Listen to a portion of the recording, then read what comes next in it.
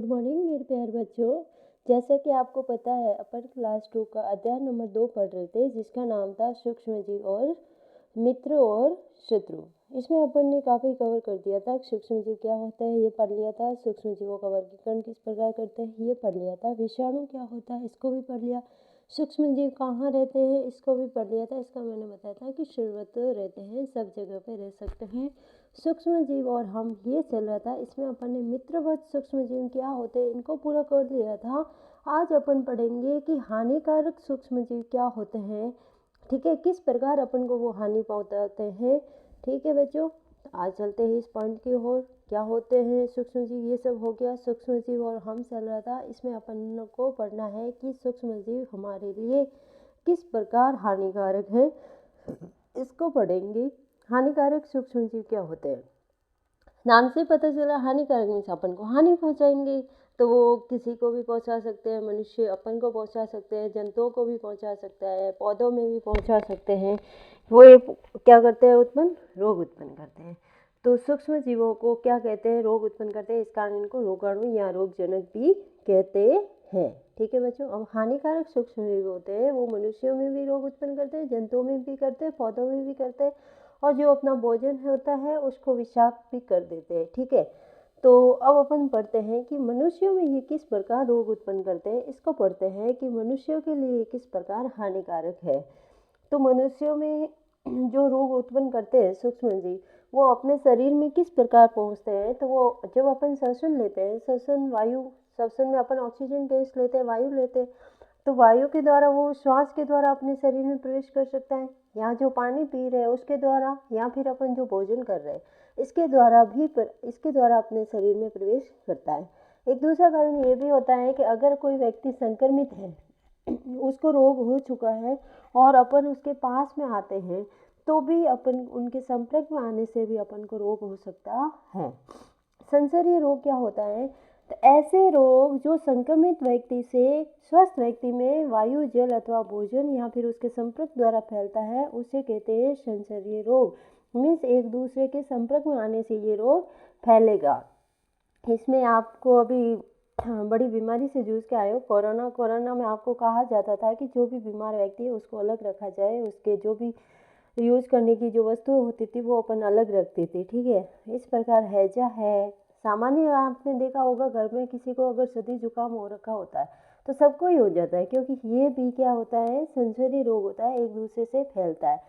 Chicken pox जिसे आप ओरी कहते हो, ओरी में क्या होता है, जिसको भी होती है ना चिकन पॉक्स, उसमें क्या होता है, उनको कहा जाता है कि आप उनके कोई संपर्क में नहीं आएगा, और उसको एक अलग रूम में रखते हैं, उसके जो भी बर्तन वगैरह होते हैं अपन अलग रखते हैं ताकि दूसरों को भी ना हो।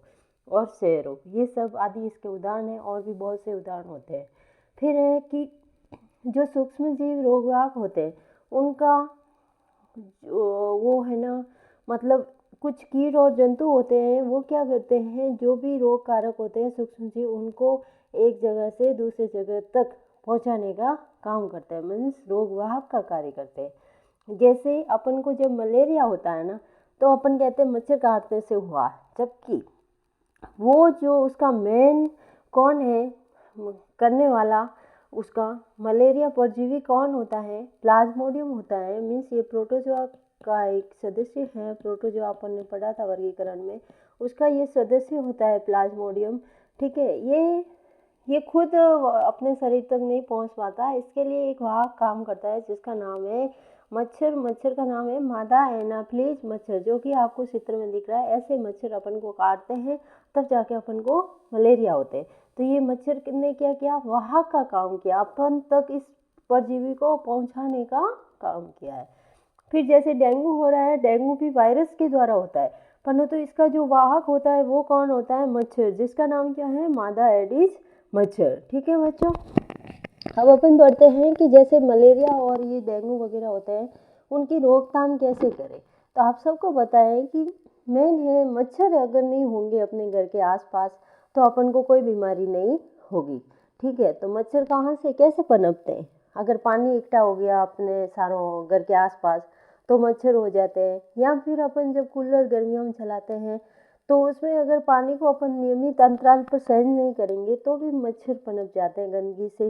या फिर अपन के आसपास कोई टायर पाइप पड़ा है उसके अंदर जल है तो भी मच्छर पैदा हो जाएंगे। तो अपन को क्या करना है, ये सब पानी को इकट्ठा नहीं करना है और अपने घर के आसपास जो भी है उसको स्वस्थ और स्वच्छ रखना है जगह को, ताकि वहाँ पे कोई मच्छर पैदा ही नहीं होंगे। अगर मच्छर पैदा नहीं होंगे तो आपको डेंगू और मलेरिया जैसी बीमारी से जूझना नहीं पड़ेगा।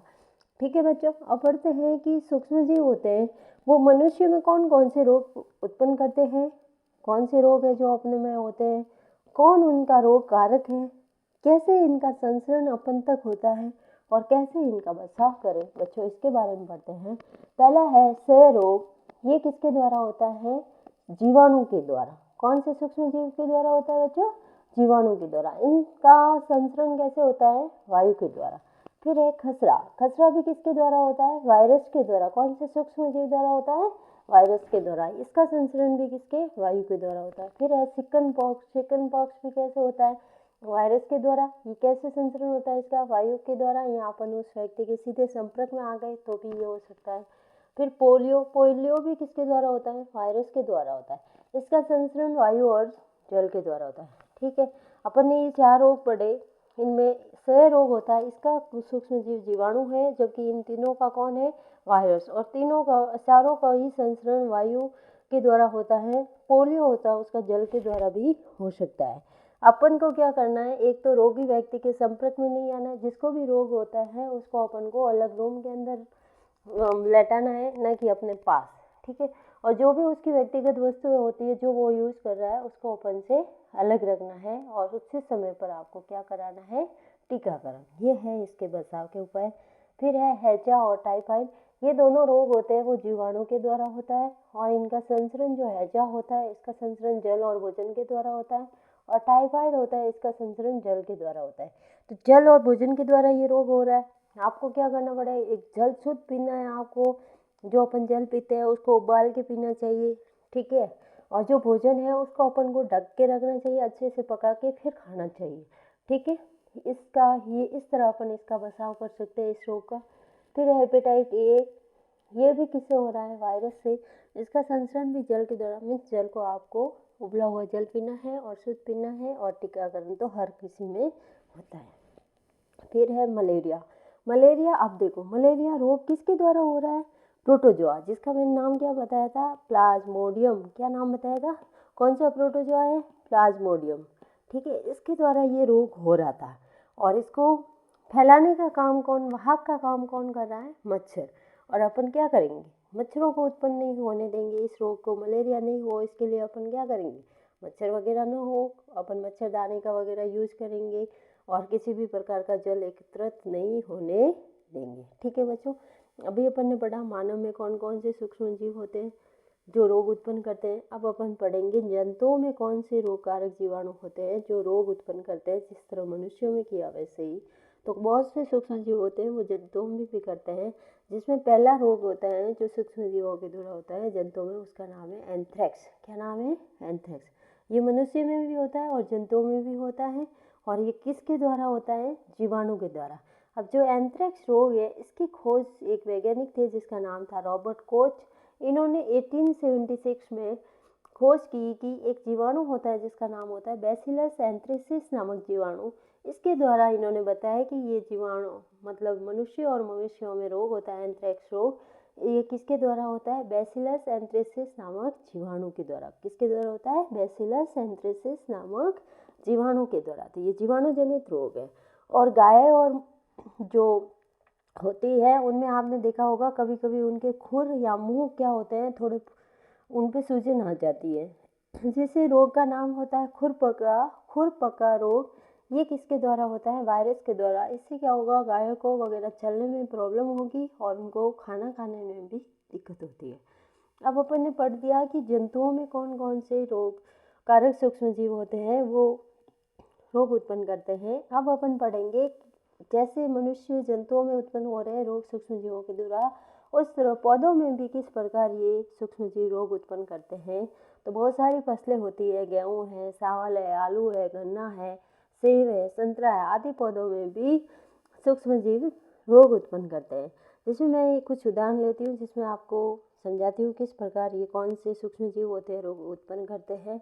ठीक है, तो नींबू का कैंकर रोग आपने देखा होगा, नींबू होता है वो ऊपर से उसके ऊपर वो हो जाते हैं दाग टाइप, तो वो किस कारण होता है, जीवाणु के द्वारा। वो जीवाणु होते हैं वो क्या करते हैं, उसमें रोग उत्पन्न करते हैं जिसका नाम है नींबू कैंकर रोग। और ये किस तरह फैलता है, तो ये वायु के द्वारा फैलता है। दूसरे जो भी नींबू के पौधे होंगे उनको भी ये फैला देगा। गेहूं का रस्ट रोग, ये क्या होता है, ये किसके द्वारा होता है, कवक। बच्चों आपको ये याद रखना है कि गेहूं का रस्ट रोग किसके द्वारा होता है, जीवाणु के द्वारा, कवक के द्वारा, प्रोटोजोआ के द्वारा, किसके द्वारा होता है, तो अपन क्या बोलेंगे, कवक के द्वारा। और इसका संचरण कैसे होता है, वायु और साथ में बीज द्वारा। अगर बीज है उसके अंदर पहले से ही गेहूं का रस्ट रोग लगा हुआ है और अपन उसको फसल के रूप में उगा देते हैं, जब फसल उगाते हैं तब अगर उन बीजों का प्रयोग कर लिया अपन ने तो भी वो रोग हो सकता है। फिर है भिंडी का पीत रोग, ये भी एक वायरस के द्वारा होने वाला रोग है और इसका संचरण कीटों के द्वारा होता है। जिस तरह अपन ने मलेरिया का बोला था कि मलेरिया प्रोटोजोआ से होने वाला रोग है, बट इसका संचरण होता है वो मच्छरों के द्वारा होता है, उस तरह भिंडी का पीत रोग भी वायरस के द्वारा होता है और इसका संचरण कीट के द्वारा होता है। ठीक है बच्चों, अपन ने पढ़ लिया कि पौधों में किस प्रकार रोग उत्पन्न करते हैं सूक्ष्म जीव। अब अपन पढ़ेंगे अपन जो खाना खा रहे हैं उसको कैसे वो सूक्ष्म जीव विषाक्त कर देते हैं। तो खाद्य विषाक्तन या फूड पॉइजनिंग कहते हैं जिसे। आपने देखा होगा कभी कभी अपन कहीं पार्टी में वगैरह जाते हैं, ठीक है, कभी कभी घर पे भी हो सकता है, तो अपन ने वो खाना खाया और घर आके अपन बीमार हो जाते हैं, उल्टी दस्त वगैरह होने लग जाती है। तो वो क्यों हुई आपको, क्योंकि आपने जो खाना खाया वो सही नहीं था, उसमें फूड के अंदर विषाक्तन हो गया था सूक्ष्म जीवों के द्वारा। ठीक है, तो इस तरह अपन को क्या करना है, भोजन जो भी अपन करते हैं उसको ढक के रखना चाहिए और अच्छे से पका के खाना चाहिए ताकि सूक्ष्म जीव उस पर अपनी वृद्धि न कर सके। तो हमारे भोजन में उत्पन्न होने वाले सूक्ष्म जीव कभी कभी विषैले पदार्थ भी उत्पन्न करते हैं, ये भोजन को क्या कर देते हैं, विषाक्त। सूक्ष्म जीवों द्वारा अपन संदूषित भोजन करते हैं तो अपन को क्या हो जाता है, खाद्य विषाक्तन हो सकता है। ठीक है बच्चों, आज के लिए इतना ही। इसको अच्छे से पढ़ के आना किस तरह सूक्ष्म जीव अपन के लिए हानिकारक हैं और अपन इनका कैसे बचाव कर सकते हैं इनसे, इसके बारे में पढ़ा। ठीक है बच्चों, इसको अच्छे से पढ़ो, आप नोट्स बनाओ अपनी कॉपी में और इसको समझने का प्रयास करो। ओके बच्चों, बाय बाय, थैंक यू।